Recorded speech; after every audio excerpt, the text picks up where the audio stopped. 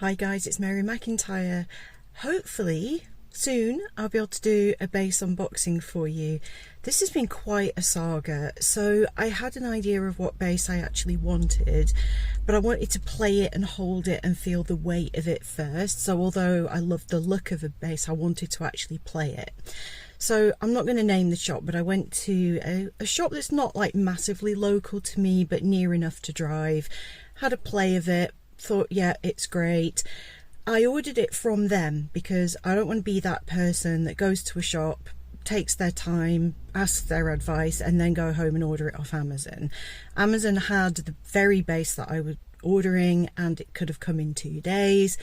The colour that I wanted wasn't in stock in the shop, so they ordered it in, said it'd be a couple of days. The gig bag I ordered got delivered within a day, so that was amazing. Still didn't hear anything about the bass, and on Friday I phoned again and they said, yeah, the order's definitely gone through, it'll be with you soon. Radio silence, and I was starting to get a bit annoyed. So last night I went on to the main online shop for the same company. Bass is in stock, next day delivery if you order by 4 PM. So I'm like, well, where the hell's my bass? What is going on? And when I spoke to them on Friday, I said, is the bass coming to the shop, in which case I can come pick it up, or is it being delivered directly from the warehouse? They told me it was being delivered directly from the warehouse. When I rang them this morning, suddenly it was like, oh yeah, the bass is here. And I was like, what's it doing there? Oh yeah, it's going to be delivered today. It'll go out today. You'll get it tomorrow. And I just said, well, can I pick it up if it's there? And then it was like, let me put you on hold again. I'll go and check. And I'm like, are they just messing me about? Do they not have the bass there? They're just pretending they do because they've screwed up. Anyway, he came back and said, yeah, there was an error on the system, so it came to us by mistake. It is here, so I'm going to go and pick it up.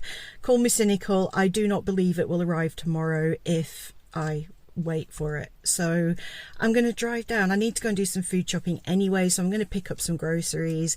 Then I'm going to head off to the music shop, and hopefully I'll have a bass by the end of today.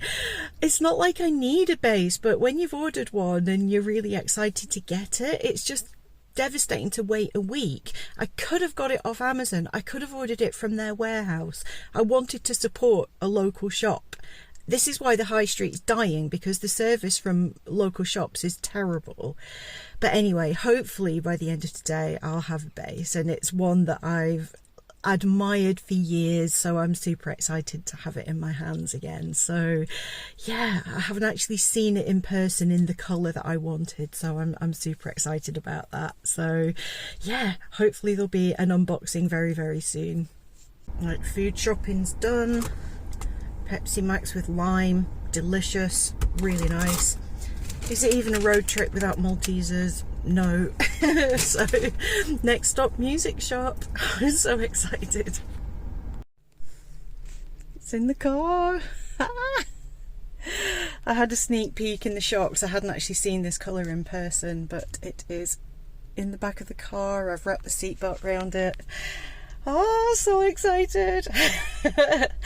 I'll try not to speed driving home. Very, very excited to plug it in and see how it sounds. I had to be really careful carrying it because he let me have a sneak peek in the shop. So it's an Ibanez. I'm going to guess. You've probably got a fairly good idea of what it's going to look like then. Huh?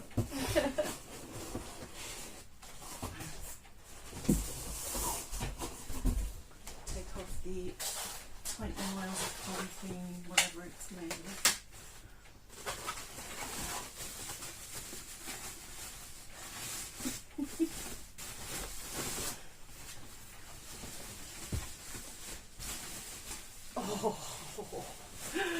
Oh my god.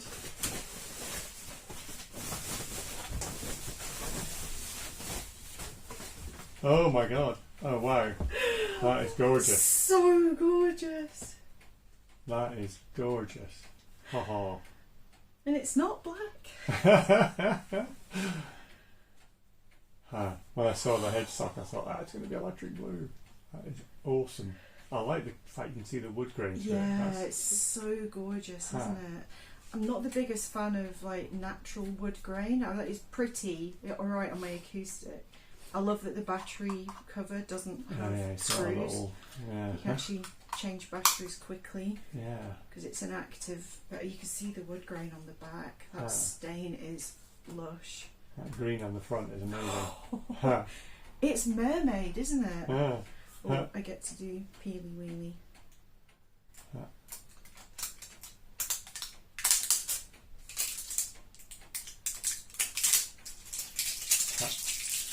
To read the inscription because I can't remember what these buttons do.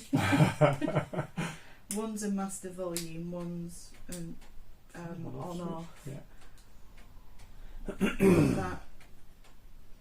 That's EQ. I think that is pickup balance.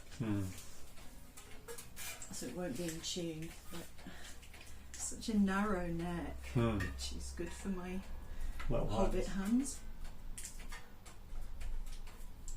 The neck feels smaller front to back as well.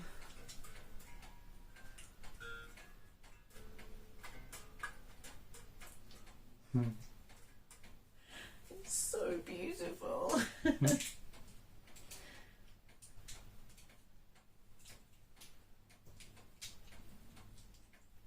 I've loved the shape of guitar for so long. That's really pretty. Next bass cover video. So I've had this guitar for 5 days now. So initial thoughts when I got it out of the box, the neck is a dream. It is so silky soft on the back. It is just beautiful. It's slightly narrower than my Jackson, which suits my small hands, which is great. The colour, absolutely beautiful, absolutely love that. The downside was that out of the box, the fretboard on this was as dry as a bone. It's like it's never seen any kind of wood lubricant of any kind. And also the setup is like hands down the worst setup bass that I've ever bought. It was truly horrendous. It's taken me 5 days of messing about to actually get it to a way that I can play it without fret buzz. That's a bit annoying. Now I know at this price point, £400, you're not paying for 9 hours of a luthier to have this on the table getting the setup right, but you'd kind of expect it to be better than that. Like the second-hand Jackson I bought off eBay came through significantly better setup than this. That was really disappointing, but I did use some of the wonderful fretboard conditioner that I bought from a luthier at Whispersmith Guitars at Maker Central earlier this year. A couple of coats of that. It looks better and feels significantly better, so that's good. So now that I can play it, I don't really have the technical kind of knowledge or the equipment to really do like full sound demo of what this instrument can do, but I've been playing around with it's got an onboard EQ, it's got the pickup blend, and it's got the power switch that changes things around in terms of whether it's using stuff in serial or parallel or whatever, and I've found a sound that I really like and I'll probably just stick with. So I've been playing it through primarily through my Trace Elliott amp, and it sounds sweet. So I'm not going to do a sound demo in this video, but I will be using this bass for my next bass cover, and probably with any kind of asterism stuff that I record at my guitarist's house, I will probably be using this for the foreseeable future, just so that I can kind of get to grips with it, figure out whether I'm really happy with the sound. In terms of the sound options, it is so versatile. There is so much that this instrument can do because it's got the EQ on board, it's got, say, the pickup blend and everything. So I can imagine it having something for all tastes. And honestly, now that I've got over being really annoyed with it and not wanting to even look at it for a few days because of how bad the fret buzz and everything was, by the way, it's very telling that they send you a very detailed instruction on how to set the truss rod and change the height of the strings and stuff, because that was so needed. But yeah, now that I've got it playing in a way that I'm happy with, I love it. I really love it. So it'll be really interesting to hear it through the PA at band practice and see what it's like with my compressor pedal, because I haven't tried it with that yet. It's actually punching pretty well across all frequencies without any pedals, so I'm really happy with that. So if I ever needed to just plug this into an amp and do a gig, I know that it's got me covered. It sounds amazing, and it's so beautiful to play. And also, just on, while we're talking about up here, these tuning pegs are hands down the best tuning pegs that I've ever had on a bass. They're beautiful.